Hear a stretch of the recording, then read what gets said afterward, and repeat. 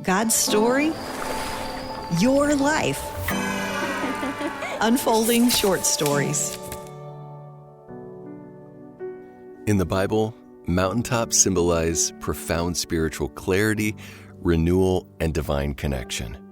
Moments like Moses receiving the Ten Commandments on Mount Sinai, Elijah hearing God's gentle whisper on Mount Horeb, and even Jesus' transfiguration alongside Moses and Elijah.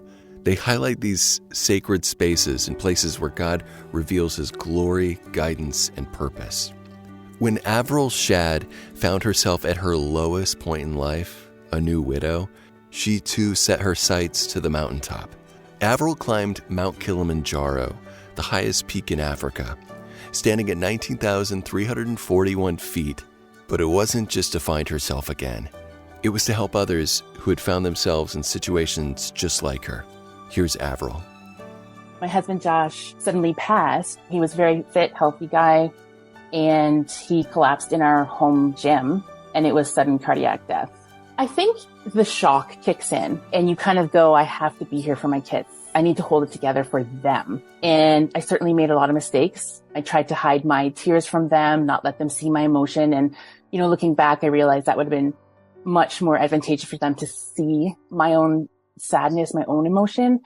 I had no knowledge previous to this of what it was like to walk through that. And 8 months into our loss, I said to the kids, we need to just have a family meeting. And I'm just going to give you guys a heads up. There's some things that I kind of need from you, but I want to hear what you need from me. And how are we going to make this work? And they said, Mom, we really want you to be home before we go to school and home when we get home from school. And that meant quitting my job. I handed in my resignation, and 4 months later, we were all in COVID. And one of the things I'd always thought about doing was personal training. So I just started down that path of learning and trying to grow my own knowledge base. And it worked out that I was able to open my own studio gym. I saw a social media post in, I think it was 2021, and it was about Widow's Day. And I was very cynical. I was like, really? And I just read this one page about widows in poverty, widows around the world, how they're treated, how they lose their rights, freedoms, often left destitute. And this is an invisible problem. It's a larger social problem, certainly, because of how women are often treated in other parts of the world. But when you're widowed in some of these other countries, you really lose your identity. So I started just reading more, learning more, all that I could. And I don't know if there's anything I can do to help, because I'm still struggling. I'm still figuring out how to do life as a single mom and as a widow through walking without my husband, who I literally just talked to about everything. And then it was coming up to my 50th birthday in 2023. And we had talked about going skiing in Europe together. That was kind of our dream. I maybe could have done that, but it just wouldn't felt the same. It would have been kind of twinged with melancholic sadness about what could have been. And so I thought, well, I really want to do something outside the box, something that stretches me and is just so opposite of a fancy pants ski vacation. I woke up one morning and it was like divine intervention saying, you're going to go climb Mount Kilimanjaro and raise awareness, maybe some money for these widows in poverty. And I was like, really? Because whenever I would see other people doing this or on a news thing, I would look over at Josh and be like, don't even get any ideas about that. I'm not interested. That does not look like a good time. No, not my cup of tea. So when I had this voice saying, you are going to go and do this thing, I was just like, okay, because there couldn't have been further from anything that I would have actually wanted to do. I was turning 50.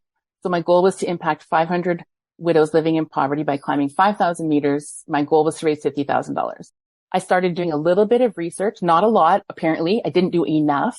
I was like, yeah, I'm going to do it. I contacted a couple tour companies, told them when I was going to come and do it. And I said, I want to do a quick, up and down. And then I didn't realize I picked the second hardest route, and I got them to shorten it by a day because I wanted to make sure it was really hard, because I know that these women who are in poverty are facing really hard things every day. So I wanted this to just be so challenging that I would want to give up, but I wouldn't, because I know that a widow in poverty would just desperately want to give up, and she doesn't. She carries on. And I wanted to do something that would stretch me so far that I would be able to just really embrace suffering so that they would know that someone could see them and understand them and feel their pain and just know that someone loved them. And did this as a solo journey. It was an experience that was on my own. to just feel it and walk through it, because I felt like in so many ways my own journey was something that I had to get through on my own. For each one of us who is a widow, it's so different. Your experience of loss and death is unique to yourself. It's not anyone else's journey. And however long you are in it is just okay. There are no comparisons. And so I felt like if I just went and did this on my own, there would be no comparisons. There would be no one else to have to keep up with or slow down for. It was just my own journey. And I could feel freedom to do that. The summit is 19,500 feet. I went in September, started the climb on September 25th. We finished on the 6th day in the morning. Day 3 and day 4 are pretty intense. Day 4 was a really long day of climbing. And now you're getting up to really high altitudes and starting to take a toll, and the breathing is pretty labored. But for me, the thing that happened that kind of threw a bit of a curveball was I actually got sick. So on day 3, I woke up with a bit of a sore throat, and I thought, no. And I had brought like every imaginable drug that I thought that I would need, except cold medicine. So I didn't have any Tylenol or cold medicine or anything. And morning of day 4, I was like, oh my gosh, I am sick. Like I'm carrying a roll of toilet paper with me to blow my nose. I am sick. So when we finished up near the base camp that we would be at before we started the summit climb, we sleep about 3-4 hours, and then you get up at midnight to climb. I woke up about 11:30, completely drenched in sweat. I have a fever. And I thought, oh, what am I going to do? But you know what? I just was like, put your boots on. This is what you came here for. You're just going to go out there and do your best, right? It's like every day when you're a widow, you get up, you put your pants on. If you had a shower, great. And you do what you can that day. And so we just started walking in the dark, and it was just so dark. You're wearing your headlamp. You can't see. And I'm falling asleep on the mountain. Like I'm trying to walk up the summit, and I literally was falling asleep. Every part of me wanted to quit. I just wanted to go back to my cozy tent. But I just thought, Averil, like every widow who has to flee in the night with her children would love to go back to her home and feel safe. And she does not have that option. So Averil, you are just going to keep going. You're going to put one foot in front of the other until you can't anymore. You collapse, or you pass out, or they tell you from altitude sickness that you need to turn around and go home. So if none of those 3 things happen, you are just going to keep going. And at one point, my guide actually reached out his hand, and I just held his hand.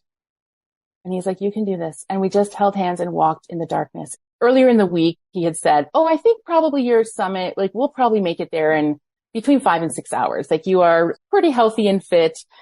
Took us over 8 hours. It was a journey of leaning into the darkness, embracing the suck, putting one foot in front of the other. And it wasn't about my fitness level. It wasn't about the training I'd done. It was just about determination and resilience to do the thing that I had said that I would do. You work hard, you climb the mountain, you've made it to the top, and it's this beautiful view, and everything's great at the top of the mountain, right? But the truth is that the top of the mountain is actually not the safest place on the mountain. The air is thin. You can't stay there that long. I mean, the top of the mountain is quite rocky, and it's bare, and it's cold, and it's harsh. And there's a lot of safety in the valley. Maybe the valley is in the shadow, but who decided that the mountaintop is the only place where we can experience the beauty? Just embracing the lowness of the valley for what it is, and the safety and all the oxygen and the greenery of the life and the beautiful water. Sometimes we just have to remember that being in the valley is actually an okay place to be. It doesn't always need to be that mountaintop experience. There is some safety and comfort that can come from being beside still waters and taking the time to just breathe and be okay in the low place. Sometimes we hope that life is just going to work out and everything's going to be okay. But when you're a widow and you just don't know the time frame of how long you're going to be walking through these feelings of darkness and how long your grief journey will take, I just feel like sometimes we need to embrace the suck, because we can lean into that darkness and still see the brokenness and the beauty of what life still holds for us. And not thinking about someday when things work out, or someday when I find someone else to share life with, because those some days may never happen. And you can't just live for something that may or may not happen. You have to live for what the now is, even when it is hard. There's so much beauty in that. Even in the brokenness of our own journey, when we let the light shine in, we can see the beauty of what our lives still hold. For a widow, a widower, or anyone that's lost someone close, a range of feelings and emotions can be experienced. Isolation, sadness, grief, darkness, vulnerability. King David writes about the valley of the shadow of death. For Averil Shadd, as she was going through her darkest valley, she saw a new journey and connection with God on the mountain. She used her despair to offer hope to others. Averil first shared her story with us on a podcast called A Widow's Heart. Pam Lundell is our host of that podcast. It's episode 32. To hear that interview where we took this part of Averil's story, just click the show notes. I hope you enjoyed Averil's story. Meredith has a new story on the unfolding for you this Friday.